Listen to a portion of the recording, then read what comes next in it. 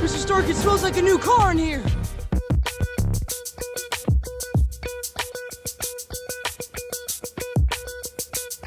When you're ready, why don't you try that on?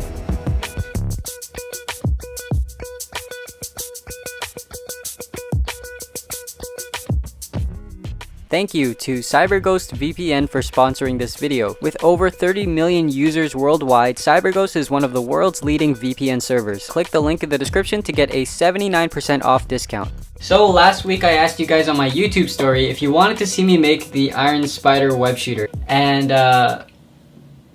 well, sorry Babi to sing, but all the rest of you guys said you wanted it. Keep the comments coming. I want to know what you guys want me to make, because I'll definitely be making more videos by request, including all of the Marvel weapons that you guys have been bombarding me with in the comments. Speaking of Marvel weapons, I want to give a big shout out to these people for their awesome Marvel weapons. Viren Goyal, Isaias King Rosales, Jefferson Dunaway, Jazz Kirat Singh, Rishal Shalu, Justin Burrell, Sean Budd, and T. Rob Wallace. Thank you guys so much for submitting those pictures and videos. It really makes my day when I see you guys making awesome stuff for my videos.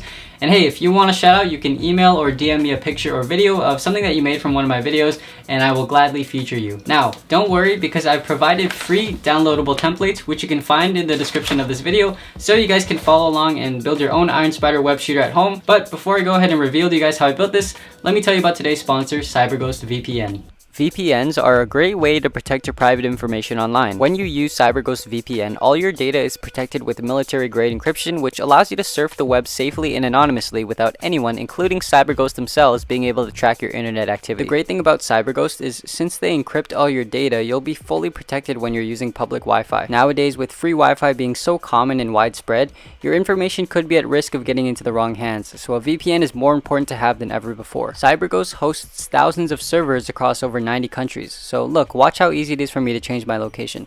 Let's say I wanted to be in Japan right now.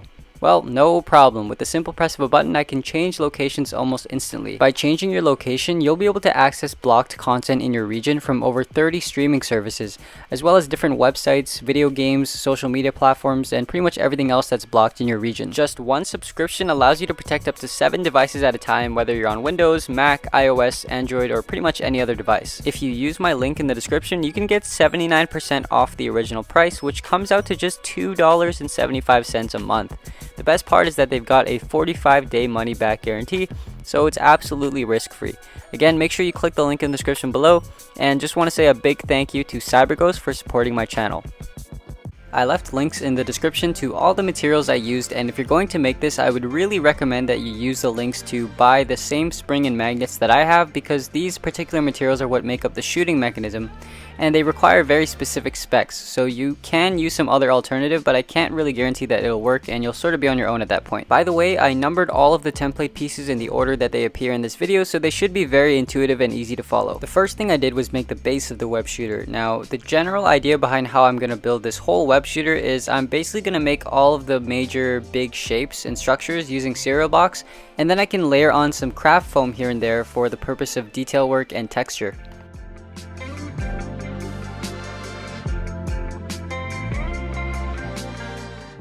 I used a small piece of duct tape to cover up that hole right there, because later on we'll be adding a magnet. At this point, I just started bending and shaping this piece so that I could wrap it around my wrist, and the great thing about foam is that it's very flexible, so even though I'm bending and shaping it, the foam still maintains a smooth texture, as opposed to the cereal box, which serves more of the purpose of providing strength and rigidity. Once I formed the web shooter to the shape of my wrist, now I went ahead and added some simple detail work using the foam.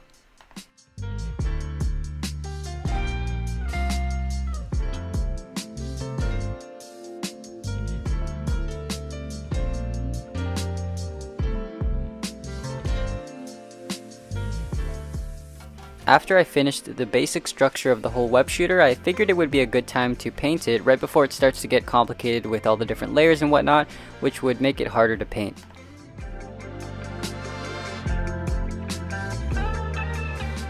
Probably the most iconic part of this web shooter is this big top piece here, which sort of arches, and that's what I'm going to work on next. Now, this piece might seem a little intimidating when you first look at it, but if you break it down into small sections, you'll realize that it's actually simpler than you might think.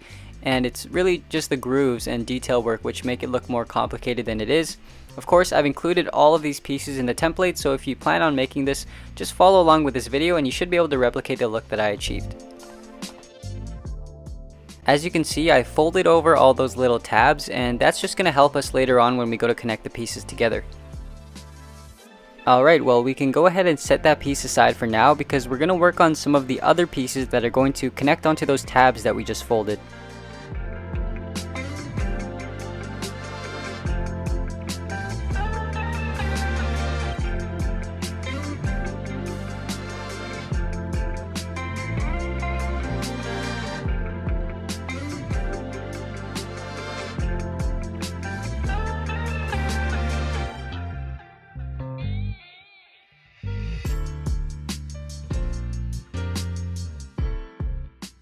Well, now I can assemble these pieces together, which will create that sort of cone look that we're going for, and I can do that by simply gluing the pieces together using the tabs.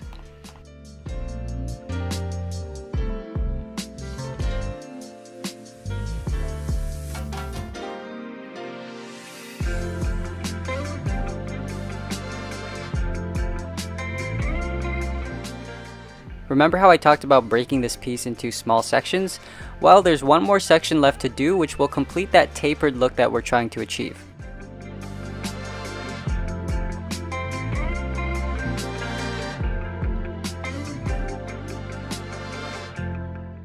There are more tabs along this piece that will of course be helpful for connecting and gluing later on.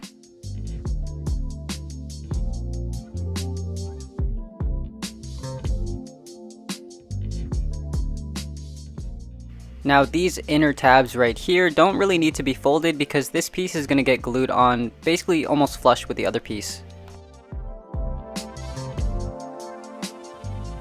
There's a small detail that fits where those big empty spots that you see right there are, so let's go ahead and do those right now.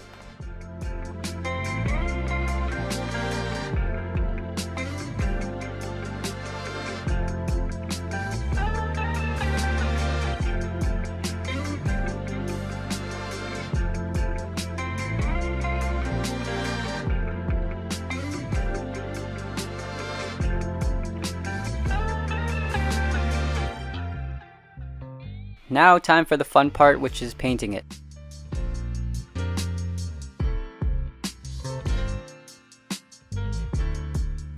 Before we can glue this to the web shooter, there's a couple more details that I have to do, which I waited until after the gold paint to do because those details are a different color and I really didn't want to do it before painting and then have to mask it off.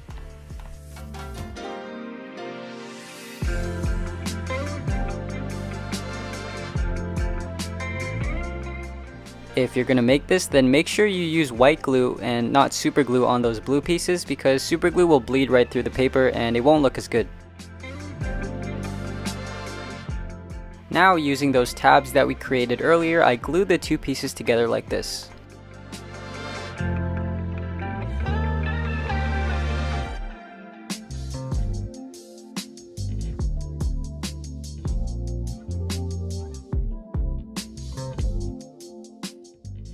This right here is one of the weirder detail pieces that is on this web shooter, but nonetheless this gets glued onto the front just like this.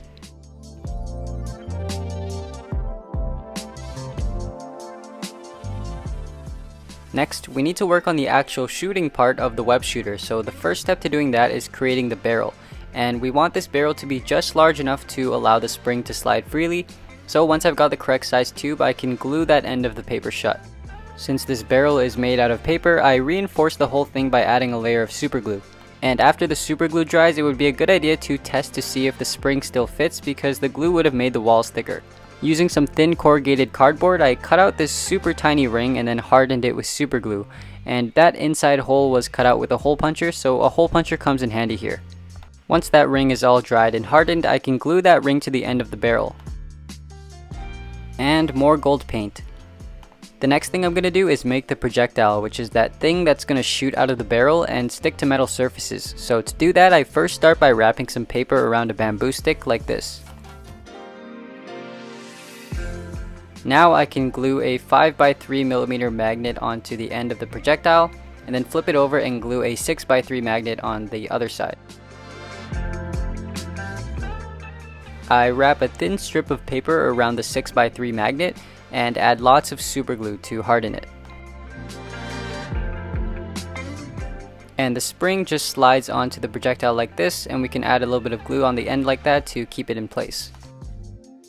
So this is essentially how the web shooter is able to shoot, and as you can see, when you load the projectile into the barrel, that spring compresses. For the web, I just simply used some dental floss. To make this web shooter actually shoot a line of string and not just that tiny projectile, we need to glue on a 5x3 magnet to the string.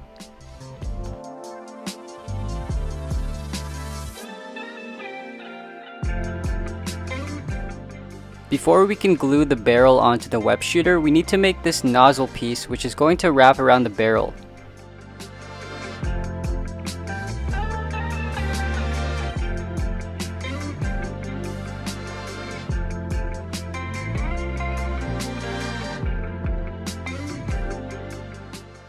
Once the paint on this dried, I slid the barrel into here and glued those two pieces together.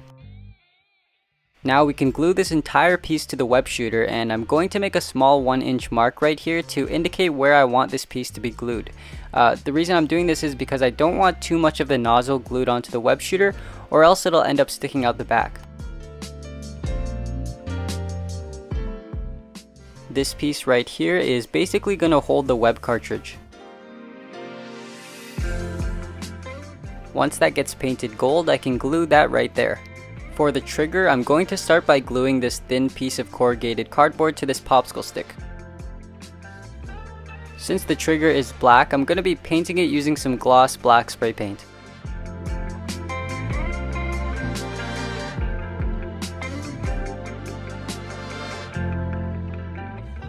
In order to make the trigger be able to flex down when you press on it, I attached this small popsicle stick using a piece of duct tape, and that way the trigger can bend in between that gap right there. When I put that piece of duct tape there, I sort of covered up some of those holes, so I just simply reopened them using a craft knife.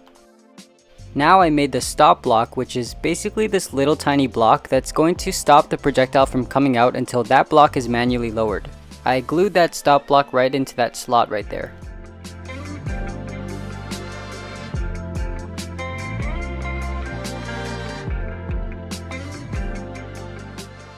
While that was drying, I made another piece that looks pretty identical to the one we just made, and that's because this piece is also part of the trigger, and you'll see how the trigger works very shortly. Now I glued 6x3 magnets in all of these holes and used lots of super glue to make sure they don't pop out.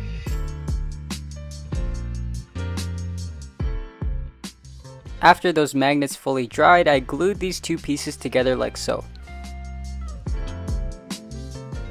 To complete the trigger, I glued on this foam circle, which is the button that you'll press when you want to shoot the web. Now the trigger mechanism is complete, and basically how this works is when you flex the trigger, that stop block lowers down and will release the projectile along with all of the string attached to it. And at this point we can simply glue the trigger onto the web shooter like this. After that, I made the web cartridge, which is basically this little box that will hold your string before it all spews out. Now we need to attach a 6x3 magnet to the web cartridge so that it can actually lock onto the web shooter. So to do that, I'm just going to use this piece of duct tape and just sort of feed it inside like this. And that magnet on the web cartridge will basically be attracted to this magnet right here.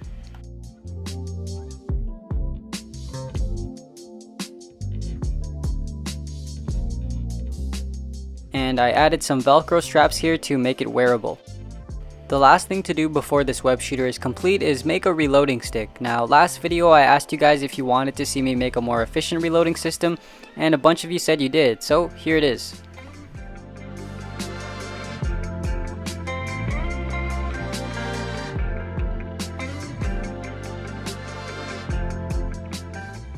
To shoot the web shooter, you first need to load the projectile into the barrel like this.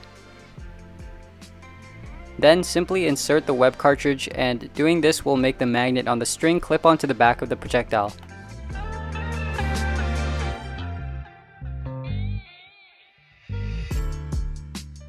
With a little bit of practice, you can start catching the string, and that'll allow you to grab onto metal objects.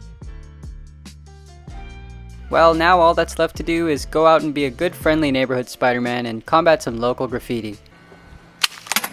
Look at this dude. Hey, well if you liked this video, then you'll probably like my homecoming web shooter too, so click or tap the screen to check out that video.